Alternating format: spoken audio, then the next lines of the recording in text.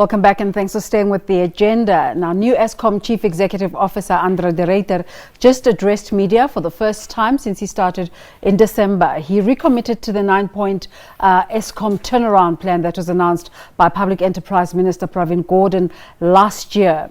Now, Dr. Sam Koma is the head of research at the Milpark Business School. He's here to help us make sense of that briefing. Thank you so much for making the time to come through. Your first impressions. I found him quite believable. Yes, Ruyter, I was impressed by the briefing today. He speaks the language which we expect as taxpayers to say it's high time that Eskom begins to operate in a business-like manner, infusing business management principles and practices. And you can see he spent most of the briefing reflecting on how best to improve their balance sheet going forward, and also the operational plans or measures that they've put in place to turn around the situation, and also to ensure that there's operational stability in terms of fulfilling their core business. So he has hit the ground running, and I think I'm also comforted by that part. Is it a wise decision to stick to the 9-point plan and not seek to devise something new? Yeah, it seems he's sticking to the brief he received from the minister.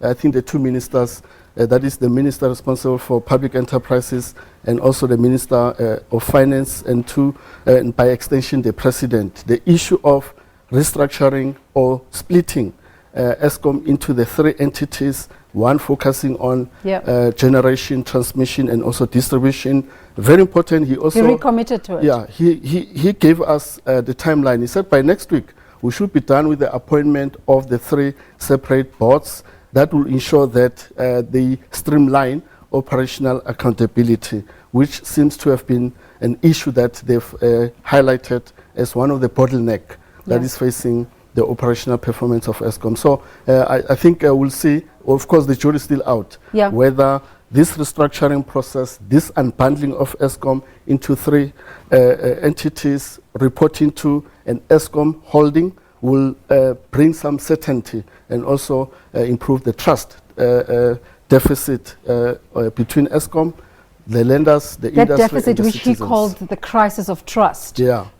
So I think you got a very business-like sense of the briefing. I don't know if they were there, but you didn't see the political heads. I didn't see the newly appointed chairperson. Do you think this was intentional to have just him and the CEO, Mr. Oberholzer, addressing the media?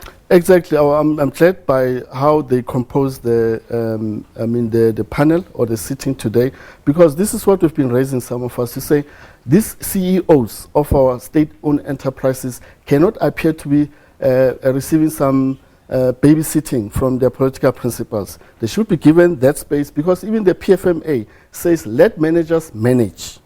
And we should not see political interference coming into the space in terms of the operational decisions that they take as chief executive officers, coupled with their chief executives, those who happen to report to them. So that delineation in terms of political responsibility and operational responsibility should come clear cut going forward.